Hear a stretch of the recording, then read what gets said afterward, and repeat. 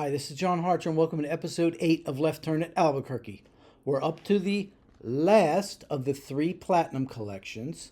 A bigger deal at the time because it looked like this was all we were going to get. Thankfully, it was not. They decided to change things up a bit with this volume. We'll go over that as we do each disc. I knew I should have made a left turn at Albuquerque. I knew I should have taken that left turn at Albuquerque. I knew I should have taken that left turn at Albuquerque. I should have turned left at Albuquerque. Let me read to you what I wrote back in late 2014 when this came out and see the frame of mind I was in at the time regarding this set.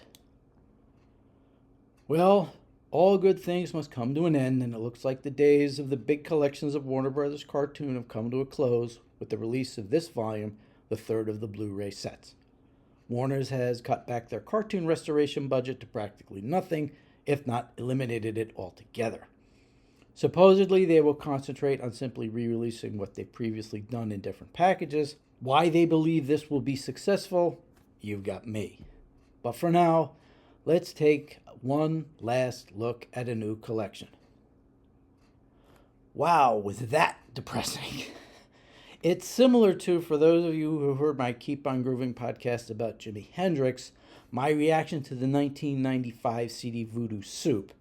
They had one last chance to get Hendrix's last album right, and they totally botched it. Then 2 years later, they took another crack at it and botched it a little less. But it shows there's always a chance for something else to come along. You could even say it was a blessing in disguise, because I'd say now Warner's is in a better place as far as their mindset is far more focused. The 40s Popeye discs, the Tex Avery's, and now the Collector's Choice series. We're not in a bad place anymore. So on to this volume. It was released on August 12, 2014, and only has 2 discs, no bonus disc this time out. I will point out at the end some of the things I thought should have been included here, a few of which have been addressed. Let me save time by saying all the Bugs Bunnies, except as noticed, were on Channel 5 or syndication in general, and say it with me, were on all the time when I was a kid.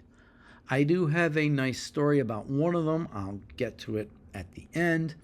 Commentaries are hit or miss. I'll point them out for each.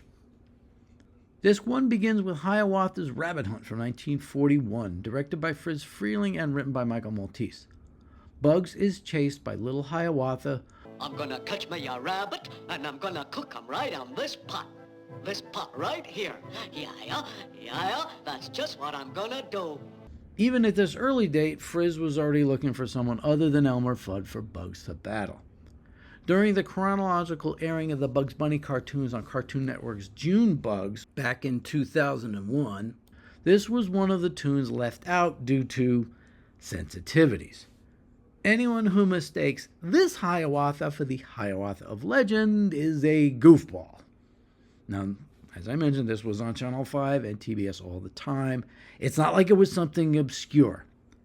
Cartoon Network soon realized their silliness and aired it as part of that year's Thanksgiving Day Marathon. Now, this is one of several on the set from the Academy Awards collection. Nope, it didn't make it on any of the Golden collections. Now, as for the restoration, wow, it's like looking at a painting come to life. There's some cell debris, but it's so clean you can see how different parts of it were done by different animators. Next is a Corny Concerto from 1943, directed by Bob Clampett and written by Frank Tashlin from Golden Collection Volume 2. This is Warner's 8-minute riff on Fantasia, taking first tales from the Vienna woods and dropping Bugs and Porky into it. This is actually one of the very few Golden Age Warner's tunes with the two of them actually in it together. Then doing the Blue Danube with some swans and a baby Daffy Duck, something I didn't realize until Michael Barrier's commentary track. Considering I'd been watching this since I was like 4, the Daffy thing was a real revelation. Surprisingly, it's not from Warner's resident music lover Friz Freleng, but Bob Clampett, though Friz did his fair share. We'll talk about a couple of them in a little bit. The restoration is really nice, very little cell debris. The two musical sequences have bright colors. The backgrounds are especially striking. I've got a fun little story about how far back I can remember this cartoon that I'll tell later on so we don't take up too much room with the cartoon here. Falling Hair is also from 1943, also directed by Bob Clampett but written by Warren Foster. This Clampett classic has Bugs battling a gremlin over a B-17. There are some storyboards included on the disc that show the gremlin originally looked more like the one in Bugs' book, and some of the gags got a little bit more streamlined. It's also an early instance of the inclusion of Raymond Scott's Powerhouse, this time the first part of the song.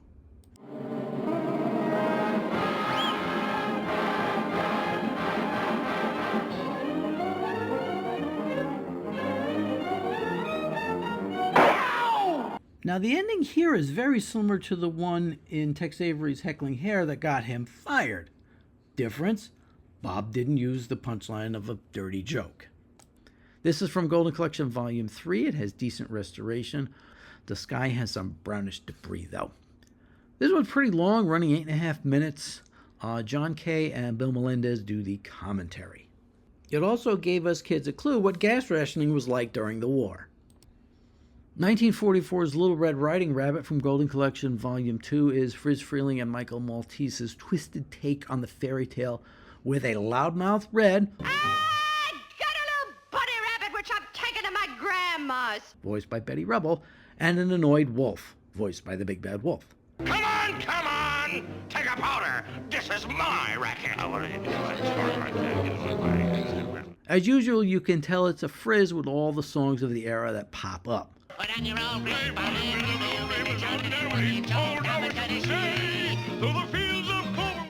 The bit with the stairs and the doors is one of my favorites. He reused it later in Buccaneer Bunny, but it's full of inventive gags. Another syndication staple, the colors are bright, but the paint looks a little fuzzy towards the beginning, and Bugs' white patches look a little off-white. Maybe they were using a bad batch. Hair Raising Hairs from 1946, directed by Chuck Jones and written by Ted Pierce, originally on Golden Collection Volume 1. Bugs is lured out of his hole by Mad Professor Peter Lorre's hot robot rabbit, only to have a big orange monster chase after him. Chuck plays with his cinematic urge with the look of the castle and all. His experimental stage was beginning to come to an end. Greg Ford contributes the observation on the commentary track that Jones also liked having Bugs go up against big adversaries.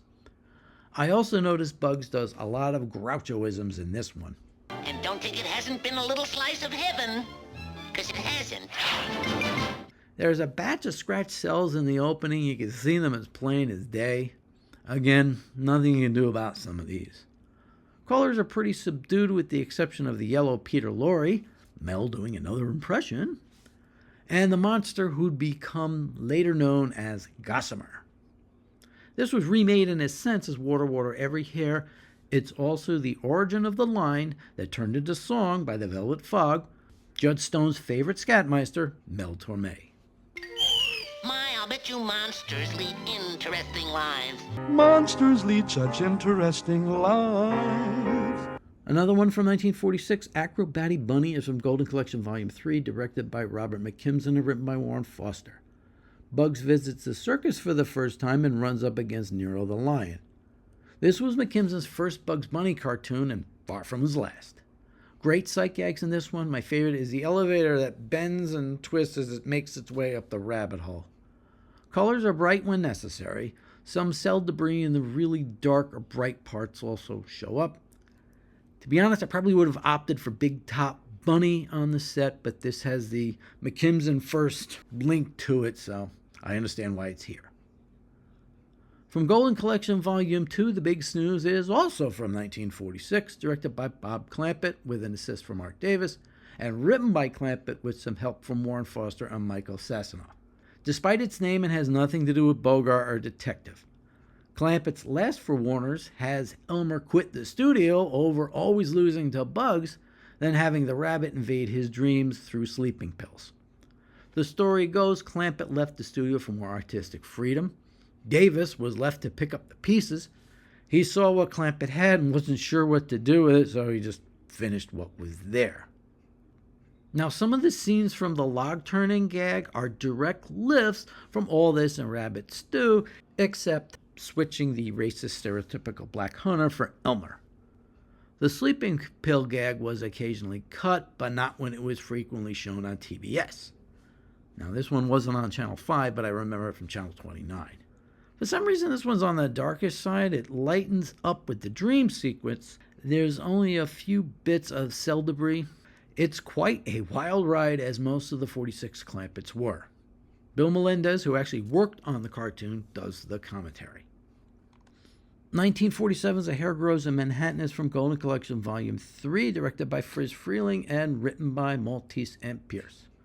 The first of the Bugs Growing Up tunes, not counting Old Gray Hair, has our young rabbit being chased by a gang of bulldogs. You know when you have Bugs singing, She's the daughter of Rosie O'Grady, a regular old-fashioned goyle. you've got a frizz. It also contains a bit that was a favorite of New Jersey talk show legend Jim Gerhardt. He used this one all the time. Don't pile on the rabbit! Don't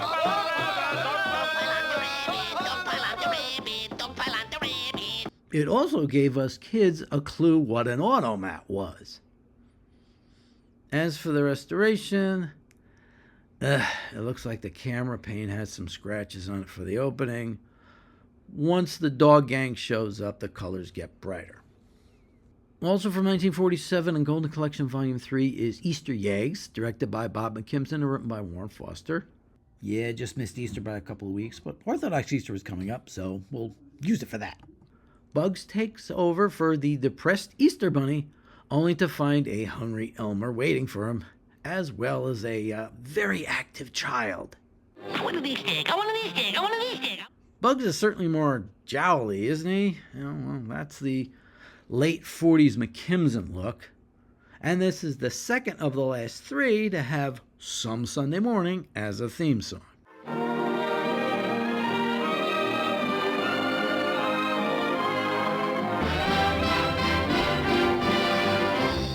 Another syndication regular, I think I saw it in New York and Philly. The restoration on this one is so clean it looks like it just came off the tables.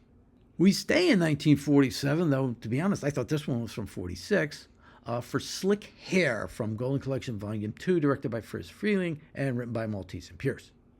Humphrey Bogart, done by Dave Barry, wants fried rabbit for baby, a.k.a. Lauren Bacall, so waiter Elmer has to convince Bugs to join them for dinner.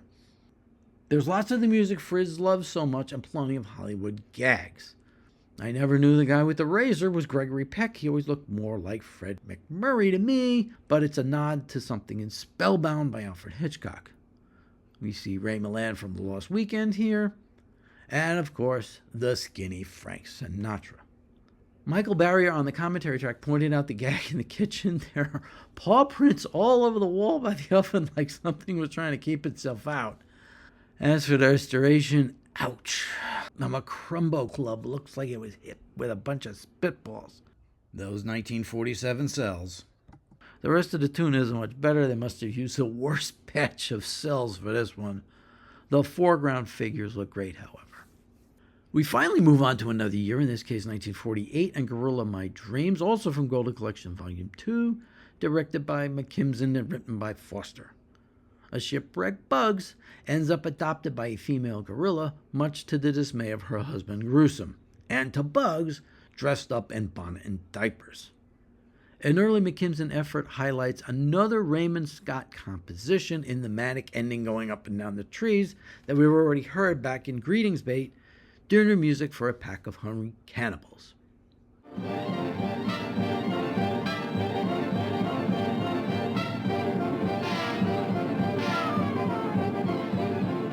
It was also in the Big Snooze, come to think of it.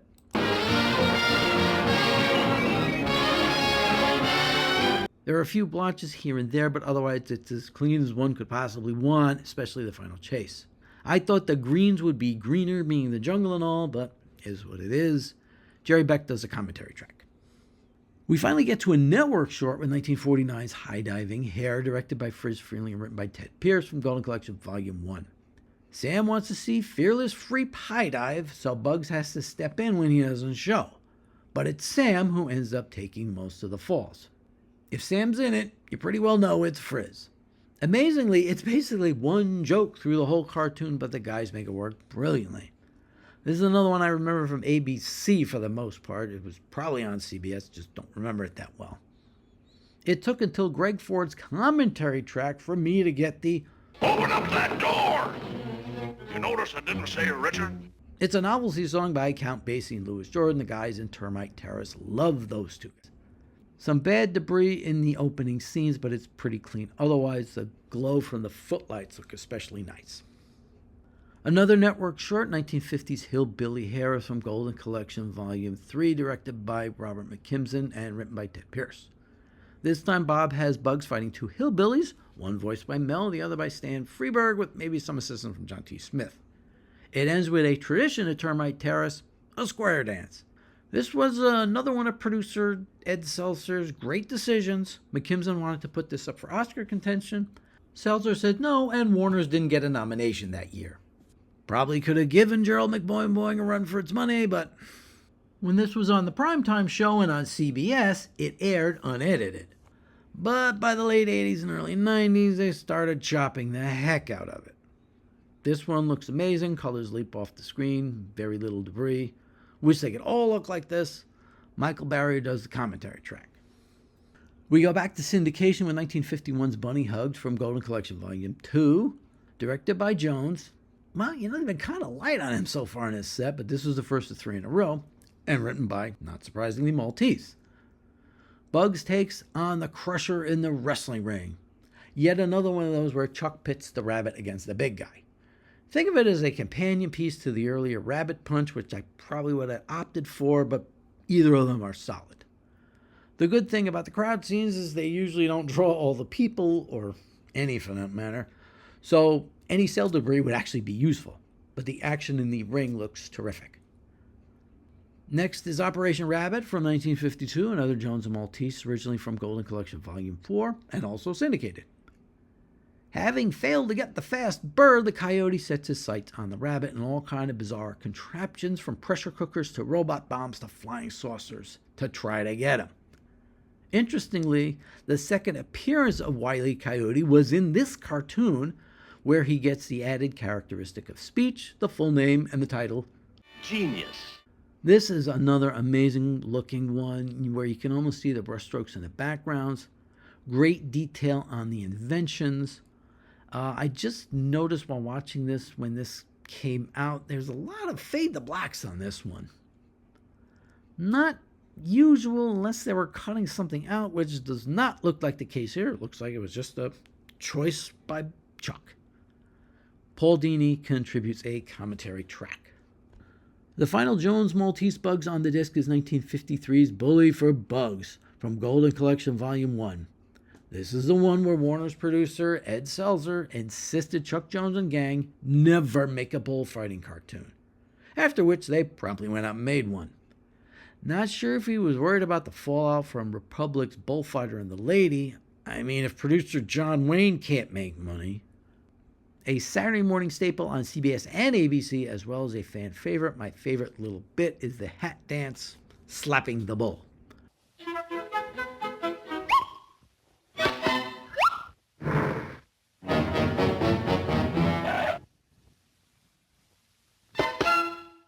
One wonders if it inspired the gents in Monty Python.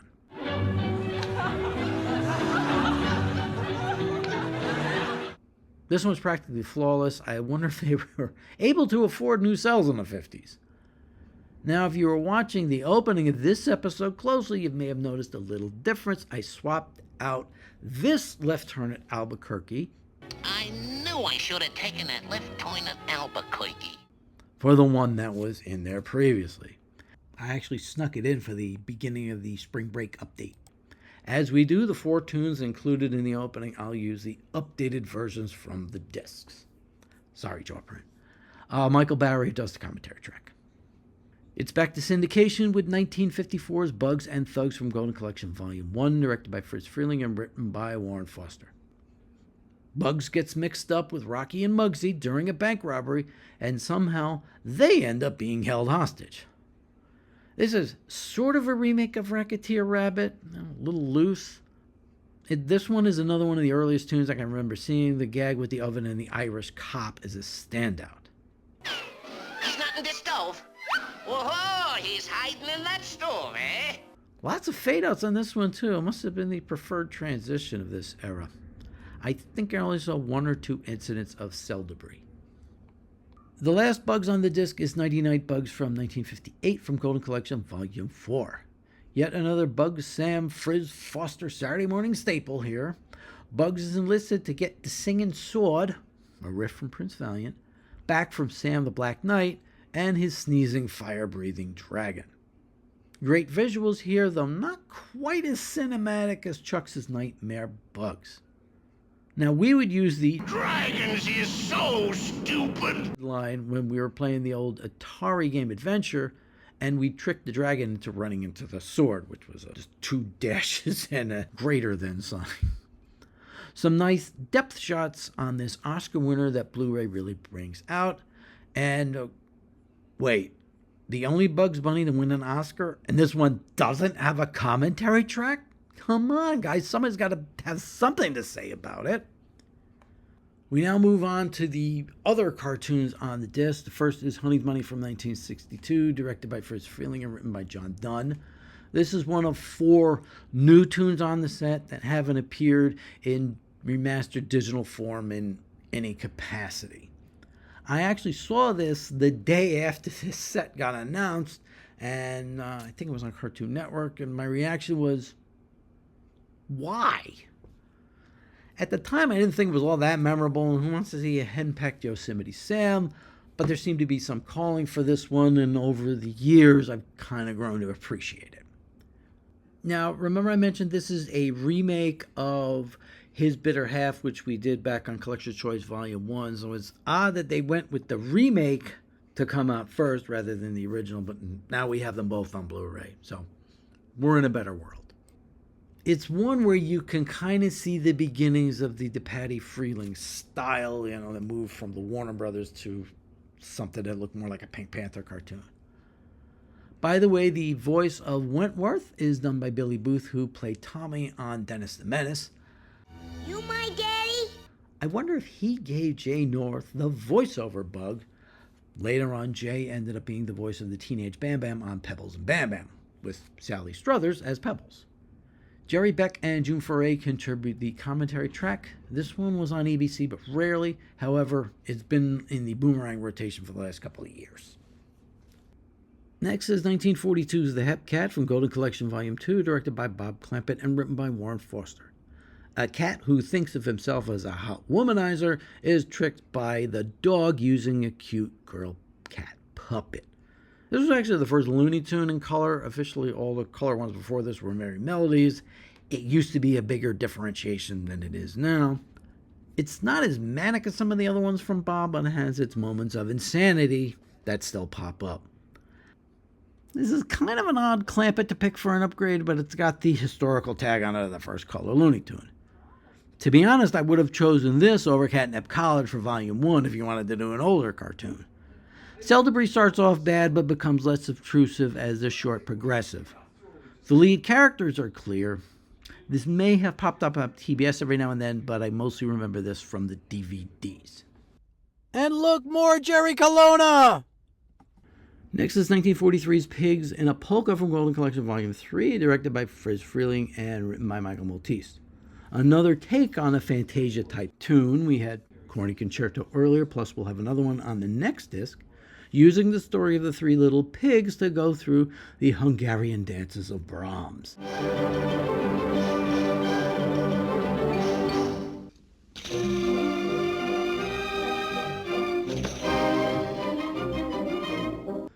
With this much music, it has to be Frizz. Now this is a slightly more traditional take on the story compared to 3 Little Bops. It's colorful and crystal clear, exactly what you want from a Blu-ray upgrade. It wasn't on Channel 5 that much. Might have been on Channel 29, but I think I remember from TBS. Daniel Goldmark contributes the commentary track. 1949's Ham and a Roll is next from Golden Collection Volume 6, directed by Robert McKimson, though Art Davis may have had a hand in it, and written by Sid Marcus. A cartoon dog quits the Warner's lot to study Shakespeare, but while out in his cabin in the woods, he crosses the goofy gophers, who take appropriate revenge. Of course, characters in conflict is McKimson's strong suit. You get to hear a lot of Shakespeare, though. To be or not to be, friends, Romans, countrymen, lend me your ears. O Romeo, Romeo, wherefore art thou Romeo? Another short that starts off very splotchy but gets significantly better once it gets out in the country and gives the colors a chance to shine. It may have been on TBS, but it was on Boomerang in the 13th slot. I went over that concept a little bit last episode. So it was in the rotation until recently. It may be coming back. Also from Golden Collection Volume 6 is Doggone South, a Jones Maltese short from 1950. After 3 outings with Porky, Chuck and Mike sent Charlie Dog out on his own for a few shorts. We already did a Hound for Trouble on Collector's Choice Volume 2. Charlie thinks he's found a new master in an old Southern colonel, but he's already got a dog, Belvedere. So while trying to get rid of the old dog, he has to remember not to use the dreaded word. Yankee Doodle went to town a-riding on a pony. Yankee! A feather in his hat. This may have inspired some of the gags in Frizz's Southern Fried Rabbit a couple years later. Boy, you could see the edges on Charlie's animation on this one. The big pink house looks really nice. I think I remember that's on Channel 5 some, also TBS. I mean, I do remember seeing it at some point before the Cartoon Network era. Next is another Jones and Maltese pairing, 1951's A Bear for Punishment from Golden Collection Volume 2. Junior Bear tries to honor his pa for Father's Day, but as usual, things don't work out quite well for the elder bear. Just a great bunch of sight gags playing off the family dynamic in this one. Surprisingly clean with colors bright but not too overwhelming. Now the funny thing is the final 3-bear short, Bare Feet, is on Golden Collection Volume 6 right after the previous 2 shorts. But it's not here. At the moment, it's left in standard definition. Hopefully we'll get an upgrade soon. Michael Barrier takes the commentary track on this one. Last up is 1957 Steel Wool from Golden Collection Volume 3, and yep, Jones and Maltese. As we mentioned last time, this is basically a Roadrunner Coyote cartoon, just with Sam Sheepdog and Wiley's cousin Ralph Wolf. It's as good an explanation as any for their similar appearances, just the noses are different. They battle over a flock of sheep, so like last time, let's do it the same way as with the Roadrunners.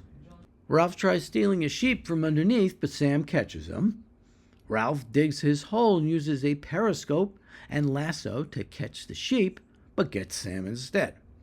Ralph tries using a firework-laden suspension bridge, but Sam's already on the other side. Ralph tries using a lever again, but ends up in Sam's arms. Ralph tries using a cannon, but it follows him down the hill, and nowhere is safe. Ralph tries using a giant elastic band, but the rocks follow him wherever he goes. When the 5 o'clock whistle blows, Sam tells Ralph, You've been working too hard, Ralph. Why don't you take tomorrow off? I can handle both jobs. This is one that looks like it just came off the drawing boards, nearly a spot or flaw on it. Then for the extras, we have the Behind the Tunes section, which has 4. Bugs Bunny, Ain't He a Stinker? The Art of the Gag. Draw to Life, the art of Robert McKimson. He was widely regarded as Warner's best artist before his directing days. And Wild Lines, the art of voice acting, where we learn about all the Warner's voice actors. You know, Mel, Arthur, Stan, Bee, June, and many others. Along with them are 3 documentaries, That's All Folks, Tales from Termite Terrace, which is in HD, and it shows, Irreverent Imagination, The Golden Age of Looney Tunes, and Drawn for Glory, Animation's Triumph at the Oscars. I'm going to be looking to do the Oscars set that they put out about 15 years ago, probably next March. They also include a storyboard reel from Hair Raising Hair. Okay, I'm going to leave my glasses on since I'm going to be doing some reading and I don't want to totally strain while you try to watch this. Let me do the 2 stories I was talking about earlier. I'll do the Corny Concerto one first. Like I said, this was one that I watched way back when I was living up in Wallington when I was like 3, 4 years old. And I have a specific memory of it. We used to go, since family's part of time, so we used to go to the Italian delicatessens, and there were a lot of them in Garfield, which is right next to Wallington, for those of you who know that part of New Jersey. And I just checked with my mom, and the place does exist where I thought it was. There's a place called North Jersey Ravioli. It's just past Ackerman Avenue as you're going up River Drive towards 46. It's off to the right, and it's in that development up there. So I remember one time we're going in there to get something. So I'm with my mom, and I guess my sister was with us because she would have been like, 1 at the time, unless she left her with my grandparents. So we go into the store, and as we walk in, smelling the Italian cheeses, looking at all the pasta and everything, and they're playing classical music in the store, and the music is Tales from the Vienna Woods. So as my mom is trying to figure out, do all the, do all the shopping, trying to get the ravioli or whatever, I'm sitting there bugging her going, this is from the Bugs Bunny cartoon. It's almost like right out of the Seinfeld bit, all I know about, classical music comes from Bugs Bunny cartoons. Okay, now let me do the Tweety Pie story, since we just mentioned it, about the Oscar documentary. I'm a little annoyed I didn't learn this when we were doing it back in episode 2, but I don't want to wait another whole year. I'm probably, like I mentioned, going to do the Academy Awards DVD set next March, time for the Oscars. But I'll mention it again when we get there. So anyway, 1946, Bob Clampett had done 3 Tweety cartoons, and he just used Sylvester in Kitty Cornered. So he was thinking about putting the two of them together in a cartoon, but he didn't really work on it. He didn't, he just had kind of the idea, put the two of them together, but left the studio, didn't do anything with it. So 47 or so, Friz Freleng comes across the idea of it and thinks it's a pretty good idea. He started out, he helped create Sylvester in Life with Feathers, and I think he did Pick Up Your Troubles. So he'd done 2 with Sylvester already. So he goes in Ed Seltzer, and he says, hey, I'm thinking about putting the cat, I don't think he was actually named Sylvester at that point, the cat that I did with the bird that Clampett created. Not only did Seltzer say no, he gave a vehement no, and the two of them got into such an argument over it that Freleng went back to his office and says, I'm going to leave this place. I've had enough of this guy. So 5 o'clock comes around, and Ed Seltzer has a change of mind. He comes in and says, you know what? Go ahead and use the bird. Why he made such a fuss about this, I'll never know. This man did not have good instincts when it came to, the artistic part of the business. But needless to say, Friz does a cartoon, Tweety Pie, comes out. A year later, when it wins the Academy Award for Best Animated Short, who gets the Oscar? Ed Seltzer. I mean, this guy's instincts. Well, let's go over the ones that I know offhand. Didn't want to put Tweety and Sylvester together. Didn't think that was a good idea. Didn't want to put up Hillbilly Hare for an Oscar in 1950. No Warners got nominated. He didn't want anyone to do any more bullfighting cartoons, which Chuck Jones then goes to Michael Maltese, let's make a bullfighting cartoon. Then I just thought about it. In that same year, he also told Chuck Jones, I don't think it's a good idea to put Bugs Bunny at the end of the Daffy Duck cartoon because it's going to make Bugs look like a bad guy.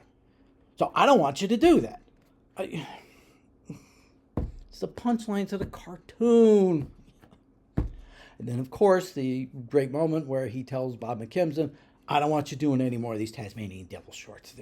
I hate the character. I don't want to see him anymore. Then he promptly gets asked by Jack L. Warner, when are we going to get some more Tasmanian Devil shorts? The guy's artistic instincts just weren't good. He may have been a great business guy, but artistically, not exactly he didn't exactly have his finger on the pulse of the public. Alrighty, let me just scroll down quickly. I'm just going to do a quick Boomerang update here. Now for Easter, Boomerang actually ended up doing 2 big blocks of Bugs Bunny cartoons, one on Saturday, one on Sunday. Instead of reading them off to you, here are the screenshots. So here's Saturday. A lot of cartoons here. And then here's the Sunday block. And interestingly, each block ended up with a tune that Boomerang hasn't played in a while. Abominable Snow Rabbit and Tortoise Beats Hair. Then for April Fool's Day, I hope you enjoyed those videos. Take a look if you haven't watched them yet. Turns out Cartoon Network also played a Looney Tunes block from 6 in the morning till 7:30. Nothing new as far as like what's been played on Boomerang, but I don't think Cartoon Network has showed Looney Tunes since like 2014 or 2015. I remember when I would go to work in the morning, I would watch Looney Tunes from 6 to 6:30 and then catch the bus. So, and then I remember it being taken off before I moved out of North Jersey. So it's been probably at least that long, so it was nice to see it there. Plus, I think on April 11th, Boomerang started the new rotation again with 14 Karat Rabbit. So we'll see what ends up in the rotation and what ends up not making it. Of course, with their own alphabet, you know. Things are kind of together, but not exactly in order. But anyway, all I know is the days of the 108 cartoon rotation are officially over. Next time, we'll get the rest of the stars of the Warner series with one exception, and not the one you're thinking of, plus some additional extras. I'm John Hartshorn. Thanks for watching.